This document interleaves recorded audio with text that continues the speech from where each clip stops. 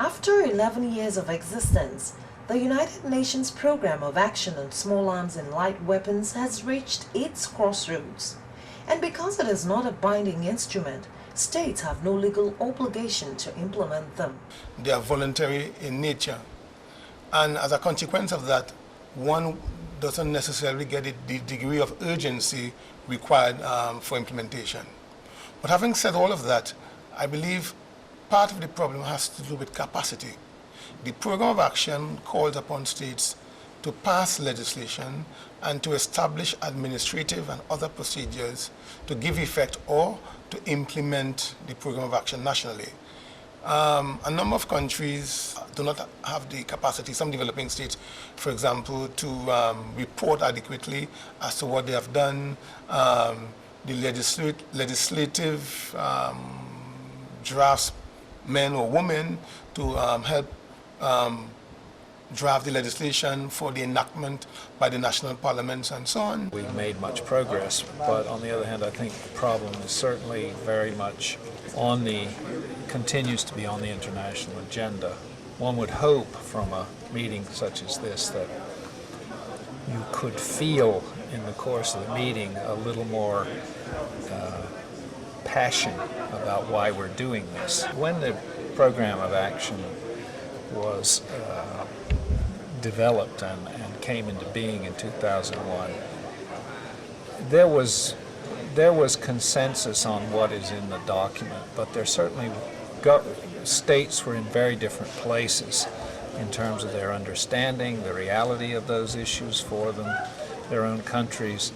And I think that in many cases this is still true. I mean, we live in a very diverse international community, and you can hear it in the way different countries are presenting and arguing here about language.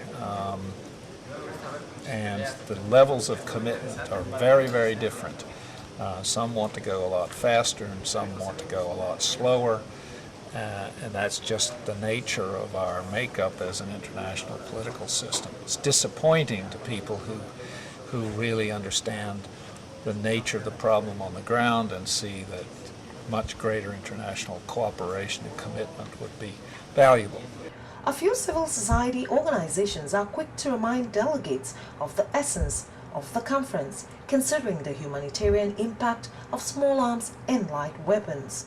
You have the US, where the small arm issue is the guns has been a critical problem. You have shooting in the schools, you have domestic violence with firearms, and also you have all the guns on the road using guns, small arm. And also, if you go to to Europe, I don't know. Last year we heard about the Crimea shooting in UK, and those are small arms actually detained by civilians, and they've been given those license to have it. But this shooting of over 12 people in the community, and those are things that we have seen. And also this year there've been this shooting in France. Those are problems that we're facing. When you go to the Middle East, you have all the problem in the Middle East, in Syria and with small arms. And you go to North Africa, all in Libya, you look at Mali, you look at all those countries being affected by small arms. So it's a global issue. It's a global issue, and in Latin America, the small arm is actually facilitating drugs trafficking as well. And you look at young boys and young men with small arm in Latin America, in countries like Mexico, in Venezuela, in Colombia. So this is a global issue. So everywhere there is problem with small arm, and maybe those problems have different nature, but they all have the same cause, is proliferation of small arm and light weapon. Some delegates to the conference are suggesting that member states should see the program of action as a major tool that must contribute to the preventing, combating, and even attempting eradicating the illicit trade in small arms and light weapons. With just a few days to go, delegates are quite optimistic that a strong outcome document will emerge, given the pedigree of Nigeria's Professor Joy Ogu, who is the president of the conference. The conference, as you know, is being presided over by a distinguished permanent representative and an ambassador of the Federal Republic of Nigeria to the United Nations, a woman, and she has been doing very well. And we are confident that she would use all the diplomatic skills and experience to guide us into an acceptable conclusion. From the United Nations headquarters in New York, I'm Joy Usiago, NTA News.